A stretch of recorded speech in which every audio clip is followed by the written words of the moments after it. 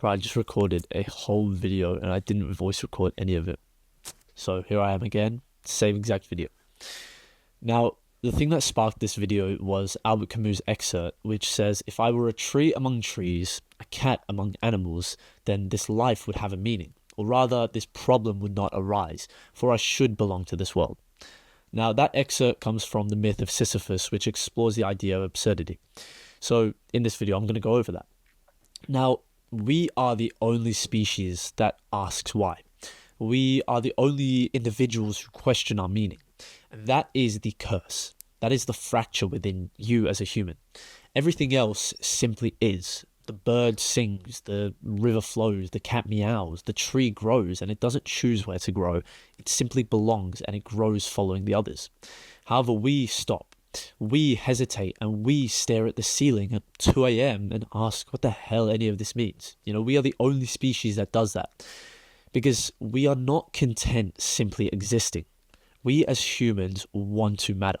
We as humans want the story to make sense and want to belong to something, a place, a god, or even a path, a simple road to follow.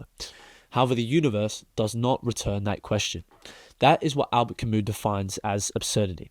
Not that life is chaotic and absurd in the physical sense, but instead that it is indifferent, that absurdity isn't about meaninglessness. It's instead about the collision between your hunger for meaning and the silence that greets it from the universe. You want to feel like you are part of something. However, you're not a tree among trees. Instead, you're a thinking animal among animals that don't think like you do. And that isolation, that consciousness haunts you. And I don't know any other word than haunts, but it stays in your mind and you're permanently reminded of it. I'm sorry, I ran out of words. And so you try to belong, you try to fit in, and you join these groups, you wrap yourself up in fake identities and chase goals that were handed to you, hoping that if you run fast enough, the ache will stop. The ache will stop chasing you. Maybe you'll outrun the ache, but that never will happen. Maybe if you say the right things, believe the right things, and accumulate the right things, you'll finally feel at home. But it will never land, and that ache is never going to stop chasing you, because the ache isn't about what is around you or what you own and the materialistic things that you've bought, all that bullshit.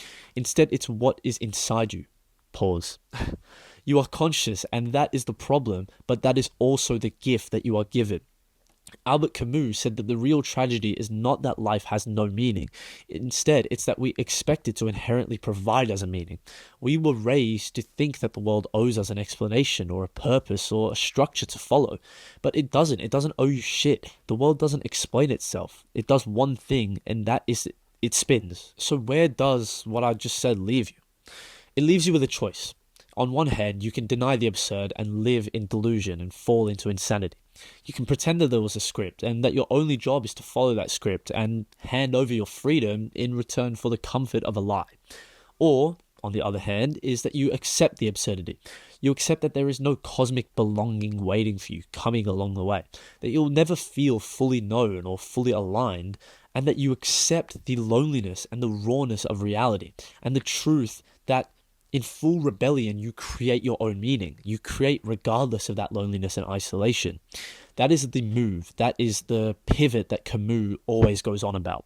You stop waiting for the world to validate the life that you live or give you a purpose or give you, a stamp of fucking approval. And you write it yourself. Because Camus didn't say that life is meaningless in some sort of nihilism. Instead, he said it as resistance. If the universe is silent, then you must be the one to speak. If the world won't give you a map, then you have to draw your own. And if there is no path, then you pave your own fucking path. And you keep walking on that path that you made, even when you know that it ends. Because you never were meant to belong. You were meant to stand apart and build anyways. You're not like a tree who simply grows in the direction that everyone else does. You don't belong in a herd of cats who simply meows.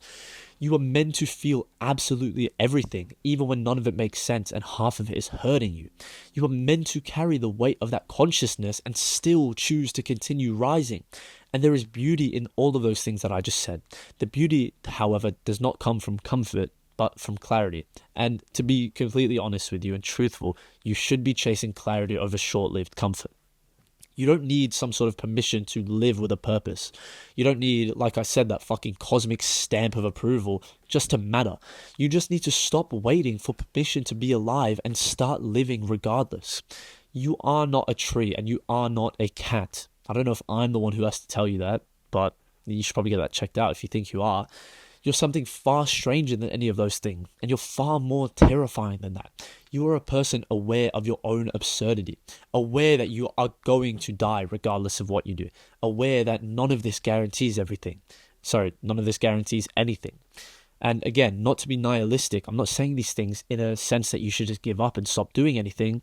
I'm saying these things in a way that you know these things and you still choose to love and you still choose to build and create meaning that isn't handed to you, but instead forged in the tears and the furnace of your own rebellion and defiance. You were never meant to belong like a tree belongs with all the other fucking trees. You were meant to burn, you were meant to doubt, and you were meant to ache, and you were meant to make art out of that ache and fail and keep going. You were meant to make a living out of that failure. That is the absurd condition. Instead, that is the human condition. And the sooner you stop expecting the world to feel like a home for you to reside in, that is the sooner that you'll start living like someone who doesn't need it to be a home. And that is where the freedom of absurdity starts.